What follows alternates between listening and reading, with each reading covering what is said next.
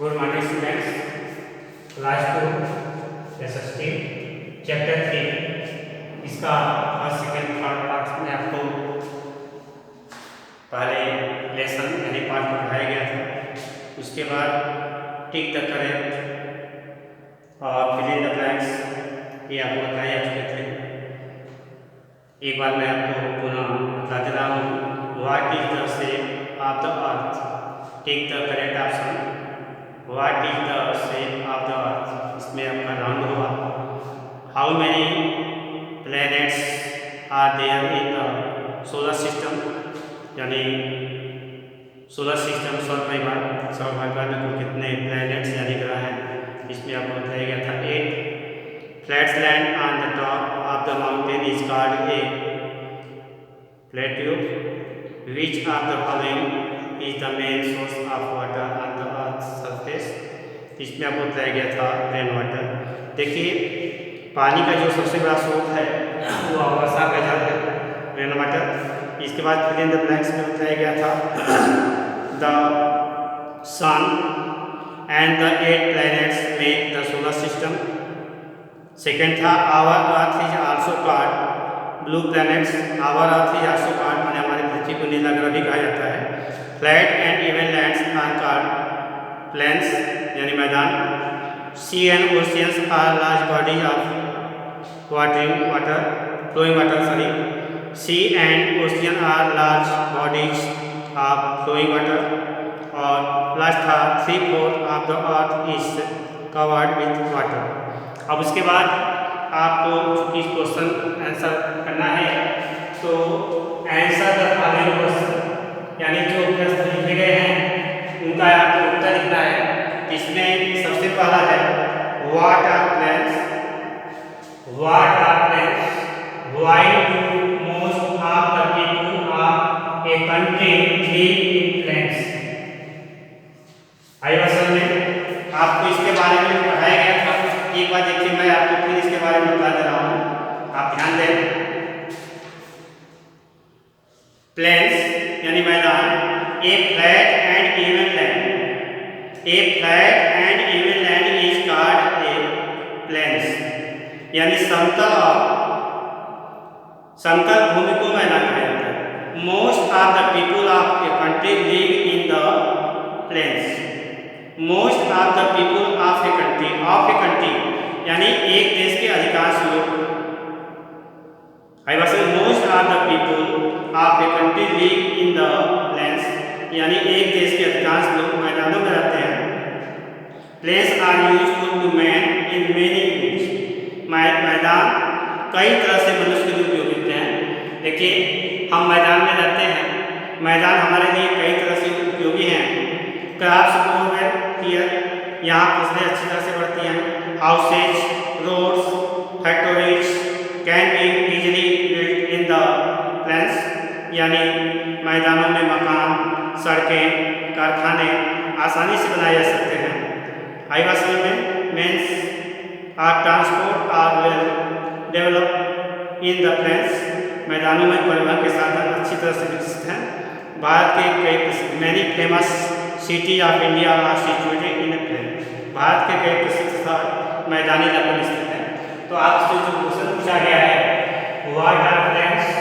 Why do most of the people of the country live in a plain? तो answer क्या होगा? A flat and even land is called a planes.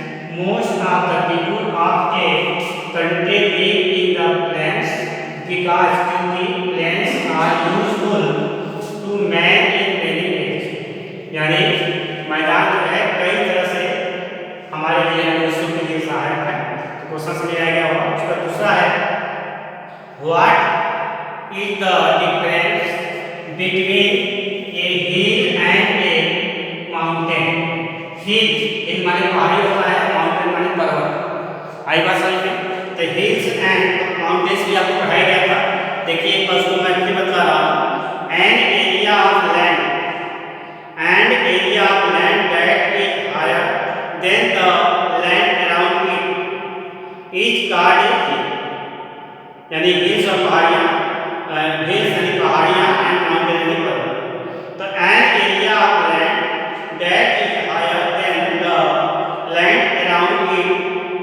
Is called a hill. माने भूमि का एक क्षेत्र जो इसके चारों ओर भूमि से अधिक ऊंचा है, हायर ऊंचा है, एक पहाड़ी कहलाता है। And hill has step tops, एक पहाड़ी में खड़ी चोटी है। Hills are made of rocks so agriculture is not possible in hills area. आई बात समझ में? पहाड़ियाँ जो होती है वो चट्टानों से बनी होती हैं, इसलिए पहाड़ी इलाकों में एग्रीकल्चर यानी कृषि यानी कह रहा है कि पहाड़ी चट्टानों हिल्स यानी पहाड़ियाँ चट्टानों से बनी होती हैं, इसलिए पहाड़ी इलाकों में कृषि संभव नहीं है।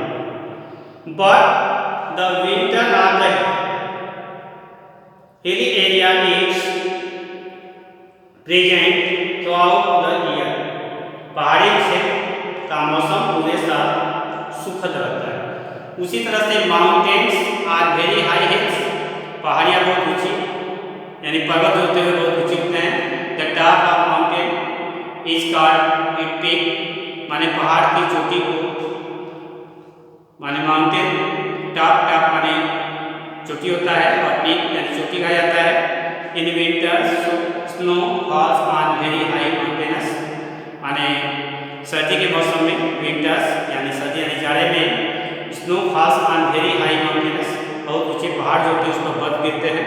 The peak of some high mountains remain covered with snow throughout the year.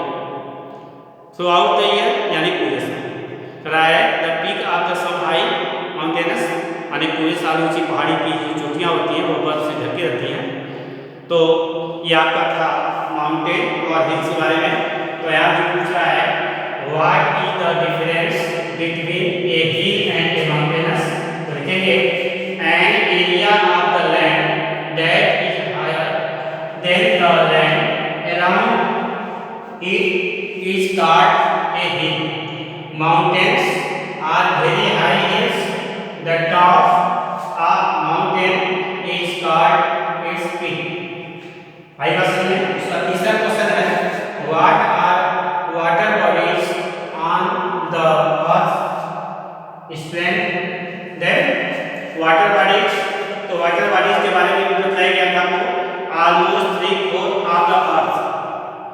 Almost water bodies ध्यान दें तो almost 3/4 of the earth is covered with water, माने लगभग 3/4 पृथ्वी जो है वो पानी से ढकी हुई है। Rivers, seas, ocean, lakes are the main water bodies on the earth's surface. Rain water is the main source of water on the surface of the earth. Water gets circulated on the earth as well. तो लगभग 3/4 पृथ्वी जो है पानी से ढकी हुई है। नदियाँ, समुद्र, महासागर, झीलें पृथ्वी पर मुख्य जल निकाय है। Earth surface rain water is the यानी वर्षा का पानी पृथ्वी की सतह पर मुख्य जल निकाय है। तो यही चीज आपसे पूछा हुआ है, तो कह रहा है कि what are water bodies on the earth, तो क्या कहेंगे rivers, seas, oceans, lakes are the main water bodies on the earth surface. भाई पसंद है तो क्वेश्चन सर आपको समझ आ गया होगा। इसके बाद अगला क्वेश्चन नंबर 2।